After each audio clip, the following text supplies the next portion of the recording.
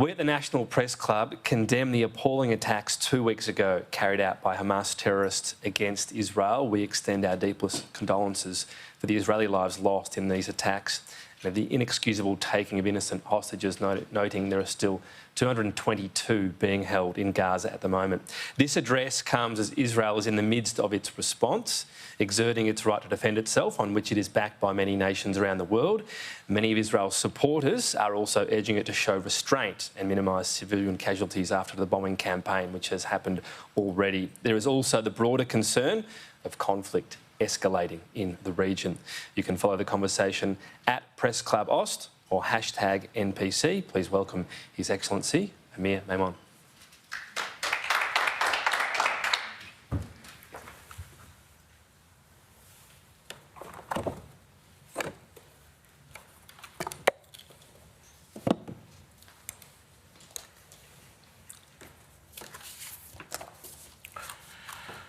Thank you, Tom, for the introduction.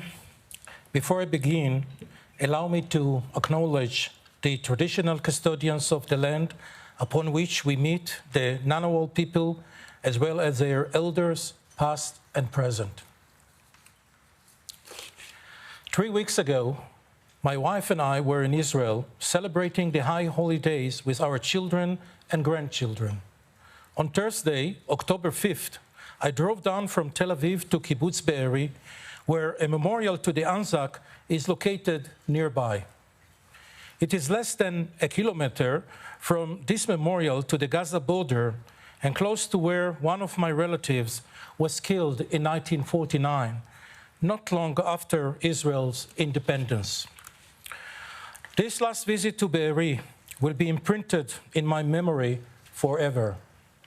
It was the last memory of my country as it was. Driving back home on Thursday afternoon along the boundary with Gaza, I passed the small kibbutzim on the way that are typical of southern Israel. Places that, under normal circumstances, most people in the world would never heard about. As I drove past these places, I could not know that in little more than a day's time, Israel would be at war. I could not know that 2 of my relatives would be among the victims on the next Shabbat morning.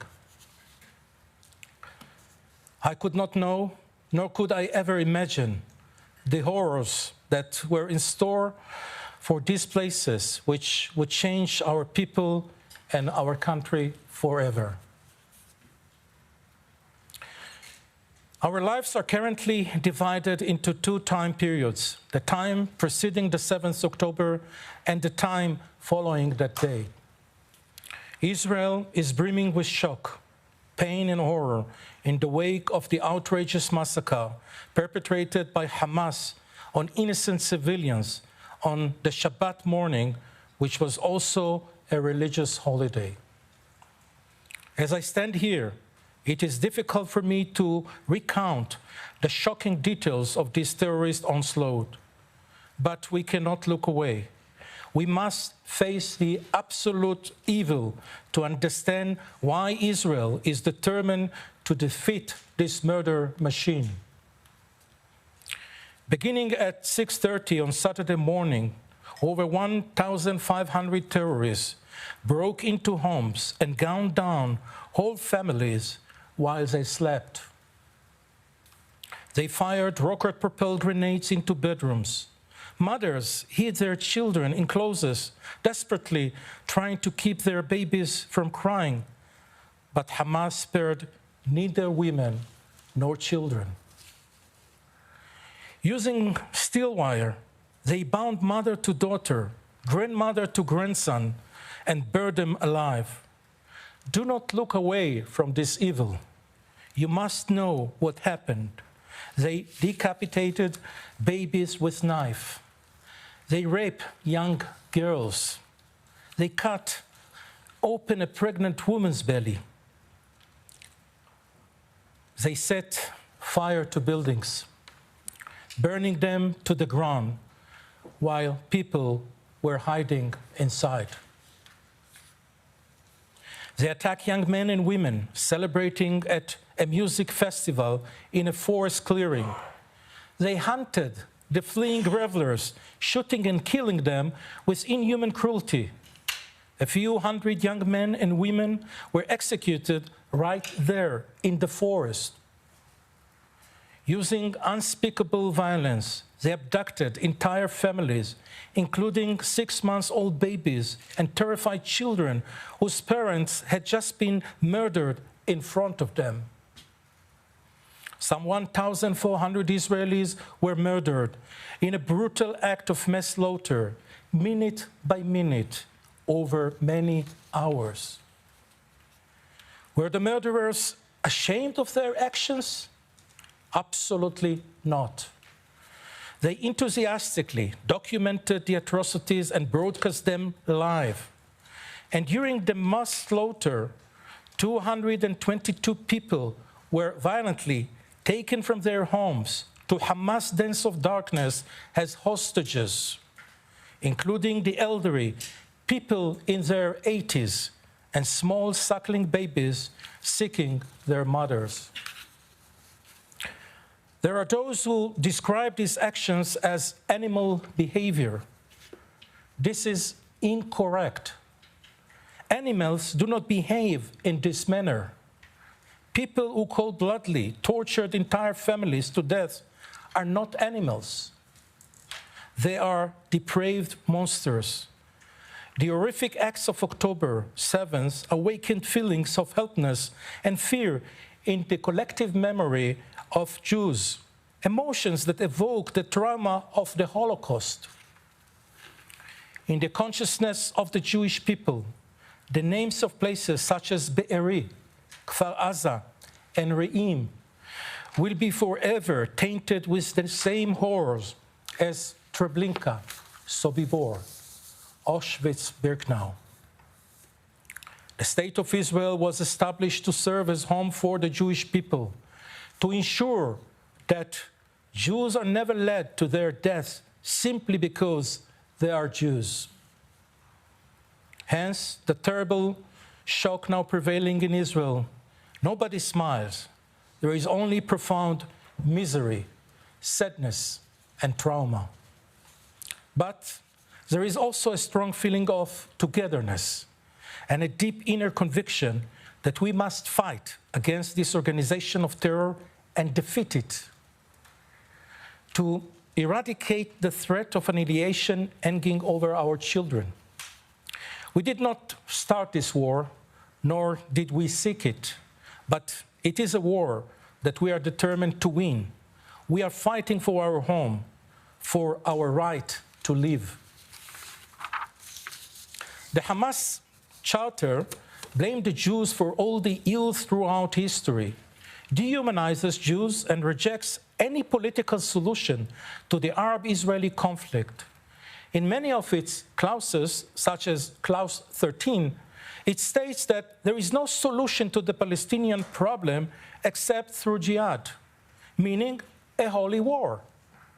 But the Hamas Charter also explicitly speaks of a new genocide for the Jewish people.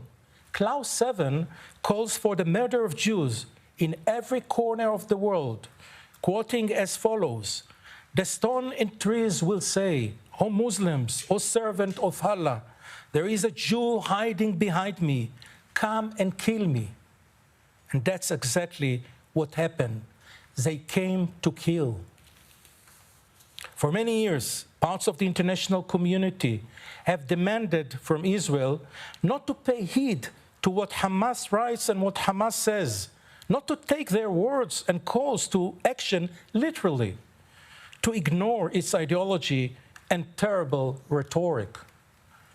Israel was told that, despite the threats, Hamas wishes to improve the living conditions of the 2 million Palestinians who live under its bleak dictatorship, to guarantee them a livelihood, to provide them with assistance, and allow them the means to build infrastructure. The well-planned attack on Israel on October 7th permanently discredited this position of naivety and tolerance towards Hamas. Hamas is not interested in coexistence or peace. It is not interested in a better life for the 2 million Gazans, but in the elimination of the Jewish state and the murder of its citizens. This is not only its jihadist ideological goal, but also its only course of action.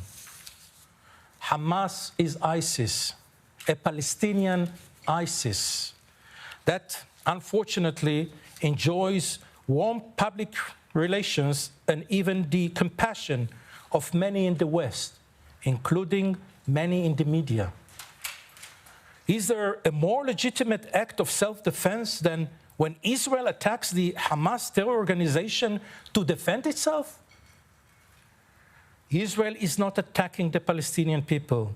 In fact, Israel poses no threat to the Palestinian Authority in Ramallah as long as it does not join the attack on Israel. The same goes for any other actor in our region. Hamas is not interested in establishing a Palestinian state along Israel, but solely in the destruction of the state of Israel. In fact, the establishment of a Palestinian state is directly opposed to the Hamas conception of its ultimate goal, the establishment of an Islamic state in the entire territory, including the sovereign territory of Israel, from the river to the sea, as the slogans say. It is not interested in creation, but in total destruction, not in peace, but in eternal war, until extreme Islamism assumes power. The only solution, according to Hamas, is the destruction of Israel and the annihilation of its inhabitants. Hamas does not hesitate to sacrifice Palestinians in its attempts to achieve these monstrous goals. There is no freedom in Gaza, no freedom of speech, and no freedom of religion. But the situation is far more desperate. Hamas establishes its military bases within civilian population concentrations in Gaza, fully aware that photographs of dead Palestinian civilians are its most powerful weapon. Hamas conceals missiles beneath hospitals and United Nations schools and fires at Israel from these sites in anticipation of live broadcasts on television networks. Indeed, as we saw during the Al-Hali hospital blast, many reporters were quick to broadcast Hamas claims and propaganda without any verification whatsoever. This applies not only to the chief offender in this regard, the Qatar-based Al Jazeera, but also many reporters from Western media outlets. In that instance, a terrorist rocket that intended to kill Israelis malfunctioned and landed in the parking area of the hospital. There, it exploded in an open, unsheltered area, inflicting catastrophic damage and killing Palestinian civilians. Of course, this is exactly the kind of coverage that Hamas wishes to promote when it uses the civilian population as collective human shield. The only actors that should be blamed for the death of innocent civilians in the Gaza Strip are Hamas and the other extreme organization in Gaza, who hide among women and children, their own people. While the Israeli army uses its weapon systems to defend Israeli civilians, Hamas uses the civilian population of Gaza to defend its weapon systems. Israel is defending itself and fighting for its life. As a true democracy, it is doing everything in its power to avoid harming the innocent. It exercises its military power in a targeted, careful, and controlled manner, acting within the constraints of international law. Hamas, on the other side, proudly documents its acts of genocide and crimes against humanity. Israel compliance with international law extends beyond military operations and also includes the humanitarian situation in Gaza. The condition in Gaza, where healthcare electricity and water infrastructure has been neglected and damaged is the responsibility of Hamas, not Israel. Hamas has been in sole control of Gaza since 2007, not Israel. When Hamas digs up water pipes to produce rockets, this is not Israel's responsibility. When Hamas rockets fall short of Israeli territory and damage power station, this is not Israel's responsibility. When humanitarian assistance provided by well-meaning governments across the world are exploited to plan, prepared for and execute terrorist attack, this is not Israel's responsibility. Do not be mistaken. The war against Hamas is not Israel's private war. This is a campaign not only about the future of the entire Middle East, but about the future of the world in which we live. If it will have implications for all of us. On one side of the world, a valuable and important alliance is forming between like-minded countries such as the United States, United Kingdom, Australia, many European countries, and of course, Israel. On the other side, an even coalition of rogue states and terrorist groups, of which Hamas and Hezbollah are the most prominent, are attempting to reshape the world according to their dangerous agenda. In this regard, it is important to understand the role of Iran in supporting violence and terror against Israel and its people. Since 1979, Tehran has actively worked to roll back liberal, democratic and moderate Islamic values in the Middle East in order to promote its radical Islamic revolution. It has sought to undermine relations between states in the region, including the normalization of relations between Arab states and Israel. It has fanned the flames of religious and sectarian conflict in order to gain footholds and expand its influence.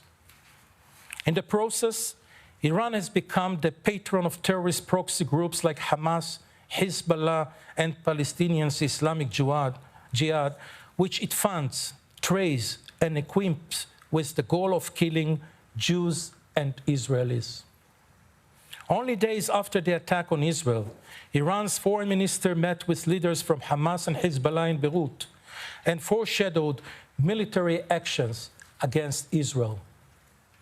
The international community should and must begin to hold Iran to account, not only for the repression it inflicts on its own people, but also for the way it undermines peace in the region.